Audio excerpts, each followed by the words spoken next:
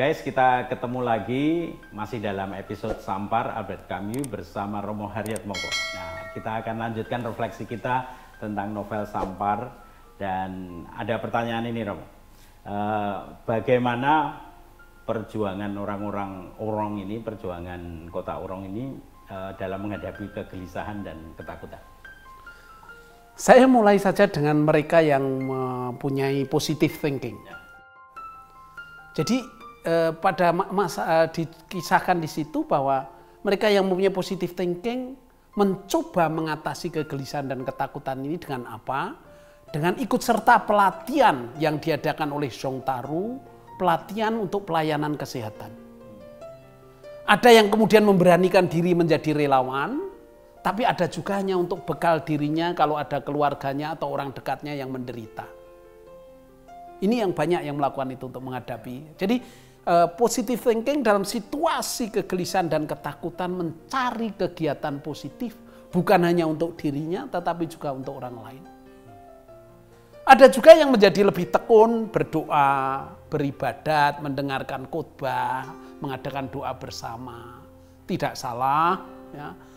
Tetapi juga kita harus tahu adakah suatu kemurahan hati di situ. Ada juga yang berandai-andai, membandingkan dengan yang lebih buruk. Ya. Mereka mengatakan sebetulnya kita akan menerima lebih buruk tapi cepat selesai. Ya, seperti Zhong Taru itu mengatakan, menceritakan, bagi saya lebih senang gempa bumi tapi terus selesai, hanya kita tinggal menghitung korban dan kerugian daripada menghadapi malapetaka yang tidak ada ujungnya seperti ini. Ya, kita bisa tahu ini adalah bagaimana situasi orang bereaksi terhadap kegelisahan dan ketakutannya. Ya. Kalau Dr. Liu itu mengalami dan menolong ketakutan dengan kegelisahan itu tertutupi karena apa? Perjuangan dia. Jadi usaha dia setiap hari sampai tanpa lelah, malam tinggal tidur, itulah yang bagi dia menghadapi sendiri wabah itu membuat dia tidak sempat harus takut, harus gelisah. Karena dia menghadapi itu sendiri. Maka dia mengatakan, saya terlalu lama hidup di rumah sakit. Sulit untuk saya untuk bisa menyukai gagasan-gagasan bahwa wabah epidemi ini sebagai hukuman kolektif. Lalu dia juga mengatakan, karena seringnya saya berhadapan dengan penderitaan dan kematian, imajinasi saya sudah tidak hidup lagi. Tapi ada pula yang banyak menggunakan kesempatan untuk membaca. Ada orang yang menjadi pendiam. Ya. Jadi itu situasi yang pada umumnya dialami oleh mereka. Bagaimana menghadapi kegelisahan, ketakutan. Tapi ada pula yang mencoba untuk mencari istilahnya itu keluar dari situasi yang terhimpit. Tidak mau didikte oleh situasi itu. Ya. Dengan kegiatannya menjadi lebih produktif. Yang dulu tidak sempat menanam sayur-sayuran di sekitar rumahnya, dia menanam, dia mencoba membersihkan, semua itu ada. Jadi keluar menjadi apa yang disebut wacana alternatif. Ya. Wacana alternatif itu yang dimaksud ini kan menarik. Pierre Bourdieu menggunakan istilahnya yang disebut heterodoksa. Keluar dari doksa, keluar dari wacana dominan untuk heterodoksa. Itu apa contohnya? Contohnya itu di kantin sebuah SD. Itu di kantin sebuah SD itu apelnya itu sering habis. Banyak siswa yang tidak mendapatkan jatah. Nah, guru agamanya punya ide, biar anak-anak takut. Di bagian apel ditulisi oleh guru agama. Awas, ambil satu apel saja. Tuhan sedang mengawasi. Anak SD kelas 6 sudah ada yang punya yang jahil ya. Di bagian brownies ditulisi oleh dia. Silahkan ambil brownies semaumu.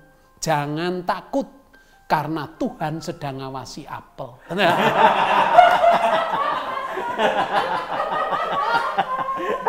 Ya, saya hanya ingin mengatakan apa? Kadang-kadang perlu dalam situasi yang mencekam, dalam situasi kegelisahan, dalam situasi yang membuat kita ketakutan, wacana alternatif itu ada. Wacana yang memberi harapan. Wacana yang kita harus bisa, anak itu bisa menertawakan diri kita sendiri. Ya. Dan itulah yang saya kira penting kadang-kadang ini latihan bagi kita untuk mengatasi kegelisahan adalah mengambil jarak supaya bisa menertawakan diri sendiri. Itu yang dikatakan oleh Paul Ricoeur namanya analogi permainan. Ya, analogi permainan itu apa? Kalau kita bermain, kita dilepaskan dari situasi serius sehari-hari. Kalau kita bermain, kita dilepaskan dari ketakutan akan sanksi sosial. Kalau kita bermain, kita tidak lagi peduli adanya hierarki sosial. Sehingga yang terjadi apa? Kebebasan. Dan di dalam kebebasan itu ada imajinasi, ada kreativitas. Karena imajinasi mendahului kehendak. Ya.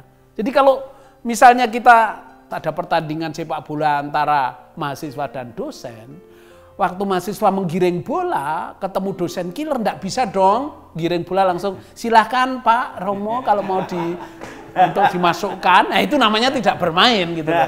Karena di dalam permainan tidak lagi ada yang namanya apa yang disebut hierarki sosial itu. Jadi kita lepas, kita menjadi bebas. Ya, karena imajinasi mendahului kehendak. Dan di situ tidak ada lagi yang namanya apa yang disebut sebagai main otoriter, main kuasa, enggak ada gitu loh. Dan disitulah kemampuan untuk keluar dari wacana yang mendikte itu menjadi menarik ya. Contoh yang menarik itu pernah kan, ini anekdot seorang dosen biologi. Orangnya killer, dosen ini. Waktu ujian mahasiswanya ketakutan. Mereka belajar sampai jam 3 pagi. Tahu enggak waktu jam 9 ujian? Dosennya ini hanya membawa kurungan burung 5 ditutupi. Hanya kelihatan kakinya burung itu. Soalnya hanya satu. Dengan melihat kakinya, tebaklah burung apa itu. Mahasiswa yang belajar sampai jam 3 pagi, jengkel tapi nggak berani apa-apa. Akhirnya ada satu yang berani berdiri dan menyobek kertas soalnya di depan dosennya. Dosennya marah. Siapa kamu? Dia diam saja, langsung pergi. Siapa kamu? Dia tetap diam saja, pergi. Sampai di pintu diminta, berhenti. Akhirnya dia berhenti. Siapa kamu? Langsung diangkat celana panjangnya, tunjukkan ke dosennya. Lihat kaki saya, tebak nama saya. Ya, saya hanya mengatakan apa? Marilah kita juga menertawakan diri kita sendiri yang kadang-kadang kita itu otoriter. Karena apa? Kita selalu menghendaki apa yang kita inginkan itu harus terlaksana. Dengan situasi corona ini kita dipaksa untuk mengerem otoriter kita. Supaya kita tahu diri, lebih bisa mengukur diri. Itu. Ya, saya jadi ingat, saya dulu pernah satu rumah dengan Romo Haryatmoko di Kolsani. Dia formator saya, tetapi kalau lagi main voli ya dia saya semesi juga. Jadi sering kalah dia kalau main voli. Dan kita tidak sungkan-sungkan karena kita sedang bermain ya. Baik Romo, pertanyaan selanjutnya adalah saya tertarik peran Pastor Yesus itu ya, teman kita itu ya. Dan ini kan simbol peran pemuka agama apapun. Nah sebenarnya harusnya bagaimana sih pemuka agama dalam kondisi pandemik kayak gini? Jadi sebetulnya situasi pandemik seperti virus corona sekarang ini, kalau saya berkaca dari novelnya Albert Camus, ini kesempatan yang tepat bagi para pemuka agama untuk mengajak umatnya masuk ke dalam pendalaman iman, tapi dengan terbuka terhadap penjelasan yang rasional. Saatnya kita untuk mengajak, untuk melatih rasio kita.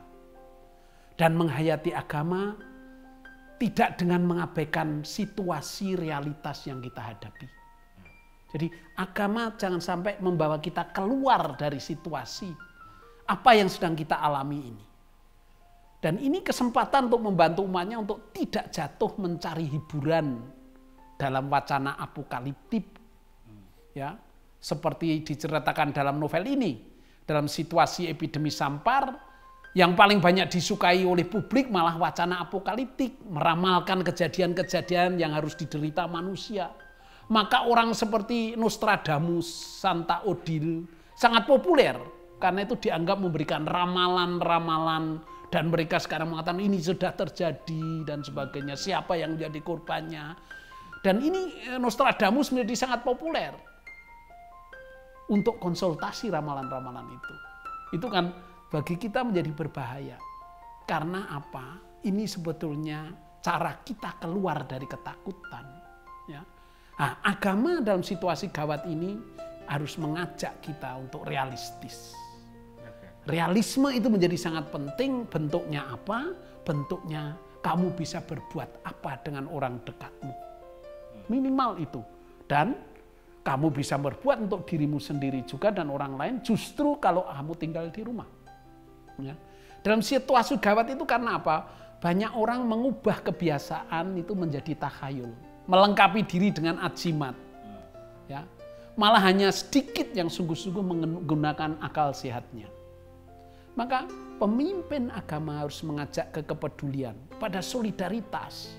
Romo Panelu SY itu pada awalnya ketika masih dalam dunia intelektualnya, dia dalam khotbah-khotbahnya itu menghukum, seperti mengatakan bahwa ini adalah hukuman dari Tuhan. Tapi ketika dia mengalami sendiri, menghadapi sendiri situasi yang sulit itu, dia berubah. Dia bersedia menjadi relawan dan kata-katanya menjadi lebih halus. Dan bicaranya lebih bijaksana karena realitas itu akhirnya mengubah. Ya. Jadi saya menarik ini yang disebut juga dalam hidup kita itu pragmatisme itu seperti itu. Bukan jatuh hanya idealisme, dalam hidup harus ada aspek pragmatisme gitu loh. Ada anekdot itu seorang pemuda itu kalau masuk kamarnya ketakutan. Karena apa? Karena dia melihat di kolong tempat tidurnya itu ada setan katanya. Padahal sudah mahasiswa. Nah, ayahnya kan nggak percaya karena tetap mengatakan ada setan. Di kolong tempat tidurnya dipasangi neon. Dia masih takut juga gitu loh.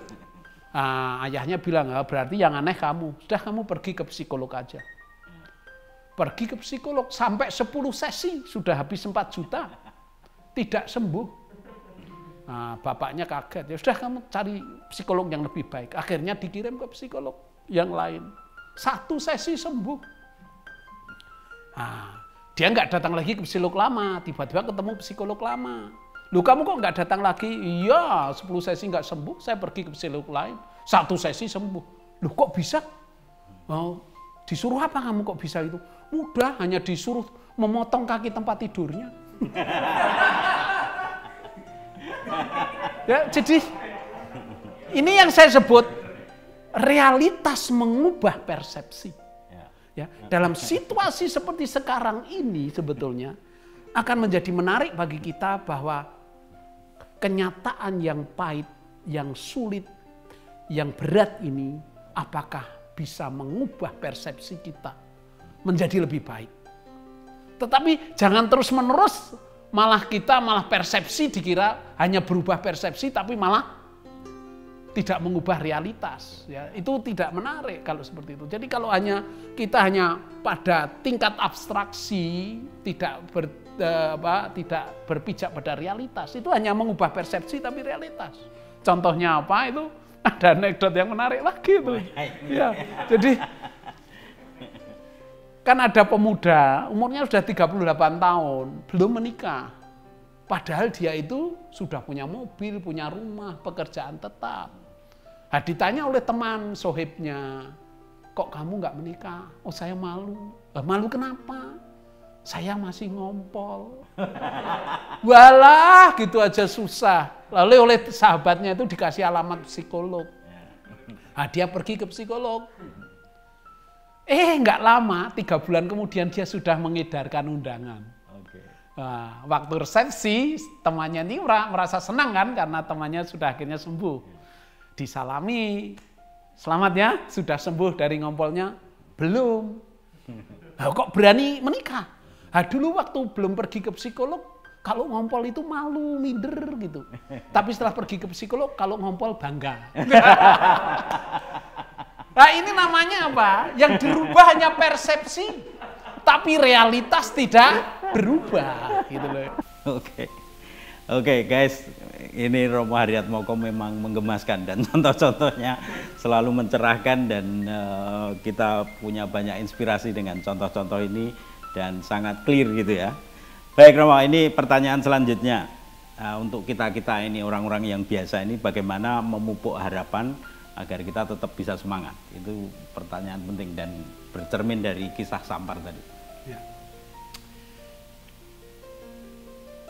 Kisah Sampar itu mengajari kita apa? Di dalam keputusasaan, kita dilatih untuk menempa agar bisa menemukan alasan untuk bisa berharap. Keputusasaan dan kegelisahan itu mengembalikan manusia kepada dirinya sendiri. Dr. Ryu yang hampir putus asa menangani banyaknya penderita yang datang dan yang dia datangi karena Sampar. Dia harus berjuang mencari jalan. Untung dia kenal Dr. Kastel yang jauh lebih tua dari dia yang sedang meneliti tentang vaksin. Itulah persahabatan dengan Dr. Kastel, itulah yang memberi dia harapan. Harapan bahwa penelitian dia tentang vaksin itu akan memberikan pemecahan, akan segera mengakhiri epidemi Sampar itu. Kerja kerasnya, kerjasamanya dengan Kastel dan Taru, itu ketika mereka selesai bekerja, ketika mereka diskusi, mereka melihat ada celah-celah, ada sinar harapan dari diskusi-diskusi mereka. Jadi sekaligus bagi dia ingin mengatakan hidup ini punya makna kalau kita mampu melampaui diri. Tidak hanya berhenti pada kesulitan, tidak hanya mengeluh, tetapi melampaui diri. Artinya sering dikatakan istilahnya itulah kebebasan. Kebebasan dalam arti adalah kemampuan melampaui diri. Kebebasan sebagai transendensi diri. Zhong Taru berhasil keluar dari egonya untuk memberikan diri menjadi relawan pelayanan kesehatan. Apa sih sebetulnya bahwa kebebasan melampaui diri, pelampuan diri, kebebasan sebagai transendensi diri? Contohnya sederhana. Kalau saya diejek, balas mengejek, itu masuk akal. Kalau saya difitnah, marah, itu bisa dipahami.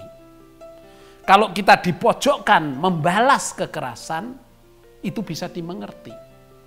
Tetapi kalau saya diejek, saya difitnah, saya dipojokkan, tetapi saya mengampuni, itu berarti kita mampu melampaui diri kita. Kita mengatasi diri, tidak mau didikte oleh logika timbal balik. Kita tidak mau disandera oleh kebencian dan balas dendam. Itulah pelampauan diri. Dan ini butuh latihan. Dalam situasi seperti ini, sungguh-sungguh adalah sebagai latihan. Bukan lagi hanya istilahnya itu penderitaan hanya dilihat sebagai penderitaan. Tapi tidak membangkitkan suatu perjuangan. Gitu. Itu seperti seorang ibu karena menderita KDRT, lalu dia minta cerai. Nah, di depan jaksa, ditanya oleh jaksa, mengapa ibu minta cerai? Ibu umurnya berapa? Lalu ibu itu menjawab, umur saya 28 tahun Pak Jaksa. Jaksanya kaget, wong kelihatan lebih tua kok ngaku 28 tahun. Akta kelahirannya dilihat, ibu bohong. Di sini ditulis ibu umurnya 48 tahun, ngaku 28 tahun. Ibu itu menjawab apa? Pak Jaksa, 20 tahun bersama suami itu bukan kehidupan.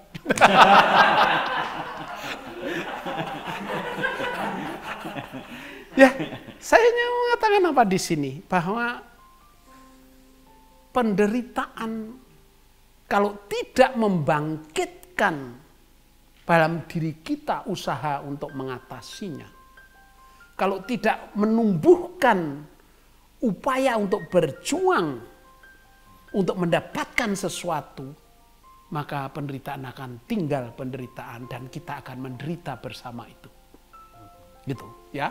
Maka menolak penderitaan virus corona janganlah diterima sebagai hukuman Tuhan. Tidak. Ya. Karena apa? Kalau kita melihat suatu penderitaan, itu kan kita bisa melihat polanya. Sebenarnya ada 3 atau ada 4. Yang polanya itu ada yang mengira itu sebagai hukuman. Kalau itu sebagai hukuman, kita akan bertanya, orang-orang anak kecil yang tidak berdosa itu mengapa harus menderita? Jadi disangkal oleh itu. Kalau kita melihat dalam kitab Ayub, Ayub itu orangnya baik, orang saleh, mengapa harus menderita? Ditinggal mati, anaknya, ada malapetaka dan sebagainya. Jadi penderitaan bukan dari Tuhan. Itu. Dan yang kedua adalah kita melihat penderitaan bisa juga sebagai jalan untuk mengantar kita kepada suatu kehidupan yang lebih baik. Karena apa? Pengalaman otentik orang beriman itu bukan percaya pada Tuhan untuk mencari penjelasan mengapa menderita. Tapi harusnya orang yang sungguh bebas, orang yang mempunyai iman, mau menemukan di dalam Tuhan jalan untuk mengatasi penderitaan. Atau menemukan di dalam Tuhan sumber perlawanan melawan penderitaan dan kejahatan. Jadi orang yang sungguh-sungguh bebas dalam arti bebas dalam iman, itu tidak melihat peristiwa, tidak merefleksikan, merenungkan penderitaan dengan berpikir ke belakang, tapi berpikir ke depan. Kalau berpikir ke belakang itu kita selalu bertanya mengapa. Kalau mengapa, jawabannya apa? Siapa yang salah? Mencari kambing hitam. Sedangkan orang bebas, orang beriman, menghadapi sesuatu adalah ke depan. Bertanya bagaimana. Pertanyaan bagaimana adalah berarti menantang kita mencari usaha, berupaya bagaimana mengatasi dan memecahkan.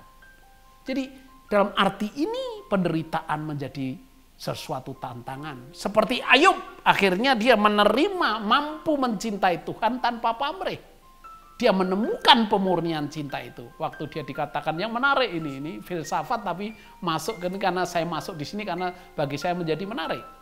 Yaitu Ayub mengatakan, aku tahu bahwa engkau sanggup melakukan segala sesuatu. Dan tidak ada rencanamu yang gagal. Tetapi itu dulu hanya dari kata orang saja aku mendengar tentang engkau. Sekarang mataku sendiri memandang engkau. Jadi di dalam penderitaan dia melihat cinta Tuhan. Dan tidak mudah untuk kita. Kita harus selalu di sini. Kita dituntut untuk selalu rendah hati. Dan disinilah sebetulnya kalau saya menggunakan gagasannya eksistensialisme, inilah yang disebut kita menjawab ya terhadap kehidupan. Ketika kita di hadapan masalah dan penderitaan, kita mau mengatasinya. Karena ya itu memberi harapan. Kalau Anda berbicara dengan teman, mengundang kamu boleh besok datang ke rumah saya ulang tahun, ya itu memberi harapan. Ya, ketika kita mengatakan apa, kamu menyukai presentasi saya, oh iya, itu memberi hiburan dan harapan. Maka itu kan ada anekdot seorang bapak-bapak lansia sudah duda, umurnya 86 tahun. Dekat dengan ibu-ibu 80 tahun sudah janda.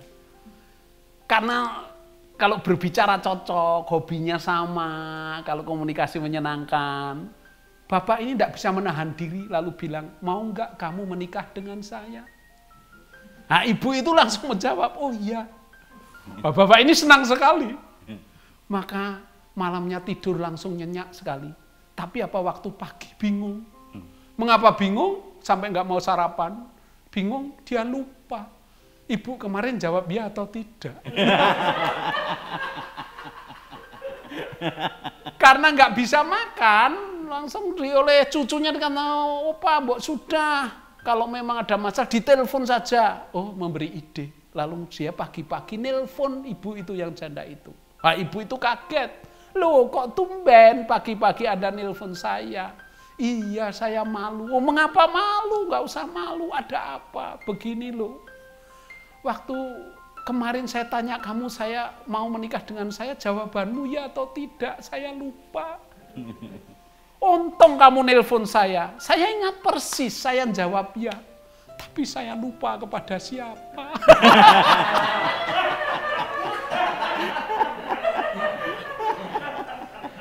Ya, saya hanya mengatakan, dengan menghadapi kesulitan, menghadapi penderitaan, menghadapi bencana, bahaya seperti ini, kita ditantang untuk bisa menjawab ya kepada kehidupan, untuk tidak menyerah. Itu. Ya, terima kasih Romo. Guys, ini saya sampai speechless ini, jadi susah ini wawancara dengan orang pandai dan menggemaskan ini. Baik, kita sampai di sini dulu karena kita masih ada beberapa pertanyaan, tapi kita tunggu episode selanjutnya. Terima kasih. Bagaimana kita memproduksi informasi dan juga kritis di era informasi digital ini, mengedepankan informasi-informasi yang mendidik, yang memberi harapan, tapi bukan malah yang menebar ketakutan dan pesimisme. Fakta objektif itu kalah pengaruhnya daripada emosi dan keyakinan pribadi. Maka pada post-truth itu, era post-truth itu orang banyak bermain pada emosi.